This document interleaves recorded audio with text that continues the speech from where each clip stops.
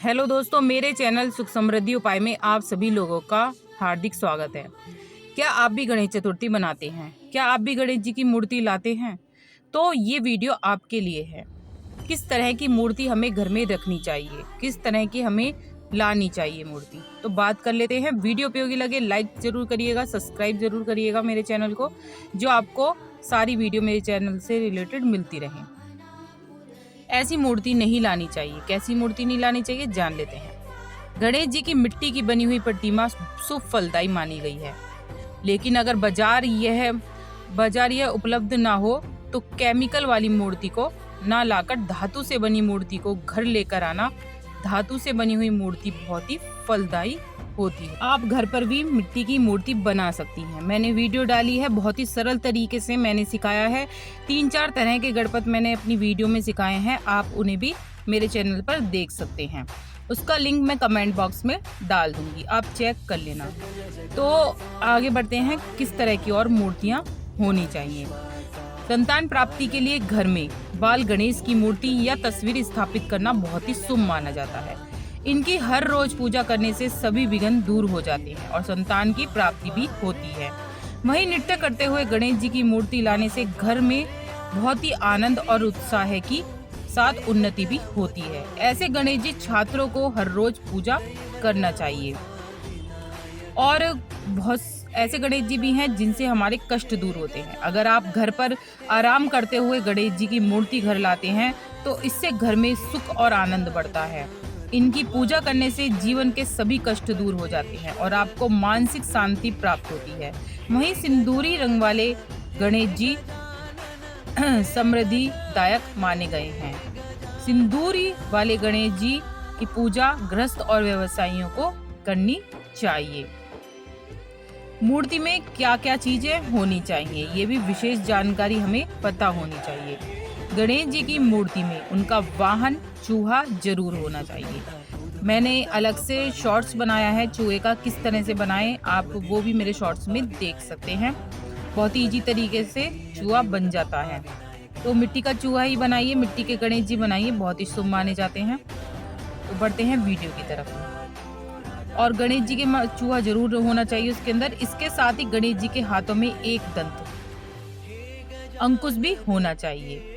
गणेश जी के एक हाथ आशीर्वाद की मुद्रा में होने चाहिए और एक हाथ में मोदक होना भी जरूरी है, क्योंकि शास्त्रों में देवी देवताओं का आवाहन इसी रूप में किया जाता है। और गणेश जी की कैसी सूंड होनी चाहिए ये भी जान लेते हैं। गणेश जी की मूर्ति घर लाएं तो सबसे पहले ध्यान रखें कि गणेश जी की सूंड बाएं यानी लेफ्ट साइड होनी चाहिए। ऐसी मूर्ति को ही वक्रतुंड माना जाता है। दाएं यानी राइट साइड की और मुड़ी हुई मूर्ति की पूजा से मनोकामना सिद्ध में देरी लगती है। घर में हो बरकत तो कैसी लाएं मूर्ति। घर के लिए बैठे हुए गणेश जी की सबसे शुभ फलदायी मानी जाती है मूर्ति। अगर आप बैठे हुए गणेश जी की मूर्ति लाकर पूजा करते हैं तो आपकी घर ना सिर्फ बरकत होती है बल्कि स्थायी धन में भी लाभ होता है। हालांकि खड़े होकर आशीर्वाद देते हैं गणेश जी की प्रतिमा अच्छी मानी गई है। यह सफलता और तरक्की की सूचक भी होती है। तो गणेश जी की खड़ी प्रतिमा को भी अच्छा कहा गया है। और दंत भी होना चाहिए उनका। जैसे बहुत से में क्या होता है, नॉर्मल बनी हुई होती हैं, उनका एक दंत भी जरूर बना होना चाहिए। और मैंने एक वीडियो और बनाई है अपने चैनल से रिलेटेड कि क्या क्या उन्हें चढ़ाना चाहिए और क्या चीज़ चढ़ाने का क्या महत्व है। उस वीडियो को भी आप देख सकते हैं मेरे चैनल पर, बहुत ही अच्छी वीडियो है। और इस तरह से गणेश जी की मूर्ति आप लेकर आइए। सबसे बढ़िया है आप गणेश जी की घर पे बनाइए। अगर आप पहली बार गणेश जी ला रहे हैं या आपकी हैसियत नहीं है कि हम बहुत ही ढोल तारों से लेकर आएँ गणेश जी, तो ज़रूरी नहीं है कि आप ढोल तारों से लेकर आएँ, आप उन्हें भाव से लेकर आएँ। उन्हें ज़रूरी नहीं है आप सीधे अपने बनाइए और सीधे स्थापित भी कर दीजिए, पर उनका विशेष ध्यान रखिए। जैसे मेहमान कोई हमारे घर आता है, हम उनका हर चीज़ का ध्यान रखते हैं, खाने का, पीने का और उनकी फेवरेट चीज़ों का। तो उनकी फेवरेट चीज़ है हमारे मोदक या लड्डू, तो इन्हें इन चीज़ों का जरूर भोग लगाएं और अपने घर में लाएं। माना जाता है जिस घर में गणेश जी आते हैं वहाँ से संकट सारे बाहर चले जाते हैं।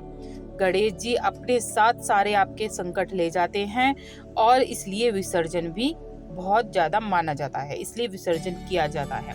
तो गणेश जी विसर्जित किस तरह से करें? आप मिट्टी के गणेश जी आपने बनाए हैं तो बहुत ही अच्छा है, क्योंकि मिट्टी के गणेश जी आप एक बाल्टी में पानी भर लीजिए, उसके अंदर थोड़े से फ्लावर डाल लीजिए, गंगा जल डाल लीजिए आप, और साफ बाल्टी होनी चाहिए बिल्कुल शुद्ध, और उसके अंदर गंगा जल, पानी और फ्लावर डाल के, और थोड़ा सा आपको डालना है चंदन, और उसके बाद अपने गणपति जी को उसी के अंदर बाल्टी में विसर्जित करना है बहुत अच्छी तरीके से, क्योंकि बाहर विसर्जित करने में हमें जितना पाप लग जाता है, इधर उधर फिक्की डोलती हैं मूर्तियां, तो आप घर में ही विसर्जित कर दीजिए, बहुत अच्छा माना जाता है। और दुर्गा जी की जैसे कि अब आएगी तो उस पे झांसी लेके आते हैं, वो भी आप मिट्टी की ही बनाएं, वो भी मैं अपने चैनल्स पे डालूंगी, वो भी देख लेना। तो इस तरह के मिट्टी के भगवान जी की पूजा विशेष की जाती है। मैंने शिवलिंग की भी डाली है, शिवलिंग की भी बहुत अच्छी मूर्ति मैंने बताई है, शिवलिंग कैसे बनाएं। और कहते हैं ना, पार्थिव शिवलिंग बहुत अच्छा माना जाता है घर में पूजा करना उसका, तो ये मिट्टी की विशेषता होती है। वीडियो उपयोगी लगे तो लाइक सब्सक्राइब जरूर करिएगा, जिससे आपको सारी वीडियो